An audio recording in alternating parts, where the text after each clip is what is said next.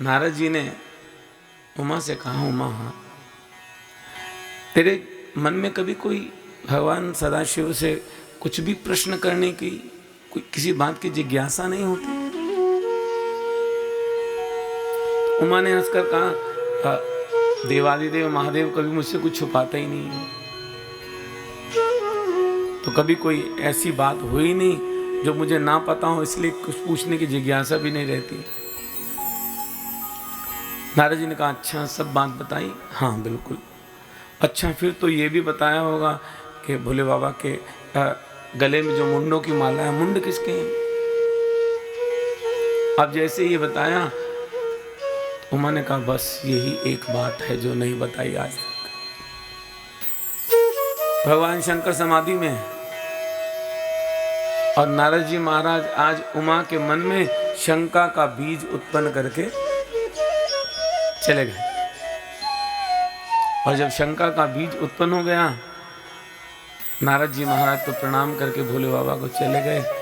और जब रात्रि का समय हुआ, महादेव भोजन करने के लिए बैठे, तो भगवान भोलेनाथ ने देखा कि आज उमा का ध्यान जो है कहीं और है, भोजन कराने में ध्यान नहीं है, किसी सोच में डूबी हुई।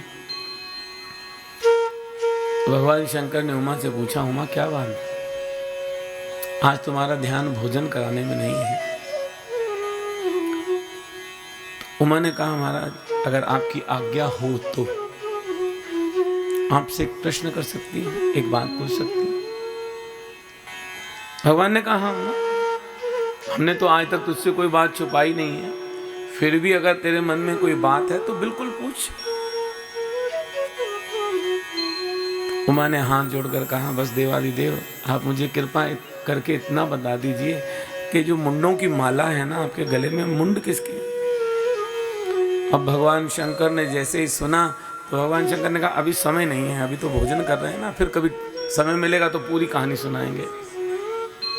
अब भगवान शंकर ने उस बात को टाल दिया।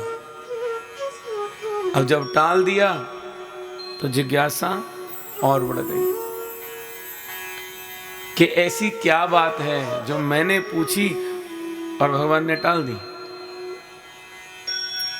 कुछ दिन बीते, वही प्रश्न दोबारा उमा ने कर दिया कि प्रभु आज तो आपको बताना ही पड़ेगा ये मुंड किसके हैं। तो भगवान शंकर समझ गए कि आज उमा हट करके बैठ गई है, तो इसको आज बताना ही पड़ेगा। तो भगवान शंकर ने कहा, देख उमा, तुझे बता तो दूंगा ये मुंड किसके हैं, पर तेरे को दुख होगा बड़ा। उमा ने कहा, महाराज बिल्कुल कुछ दुख नहीं होगा, आप बस कृपा करके मुझे एक बार ये बता दो मुंड हैं किसके। तो भगवान शंकर ने कहा, उमा ये तेरे मुंड हैं। जैसे ही उमा ने सुना ये मेरे मुंड हैं, इसका तो अर्थ ये हो गया कि मैंने इतनी बार जन्म लिया और इतनी बार मेरी मृत्यु हुई। तो महाराज मैंने इतनी बार जन्म लिया और मैं मृत्यु को प्राप्त हुई, आप कभी? भगवान शंकर ने कहा, नहीं हमारी मृत्यु नहीं होती। क्यों नहीं होती?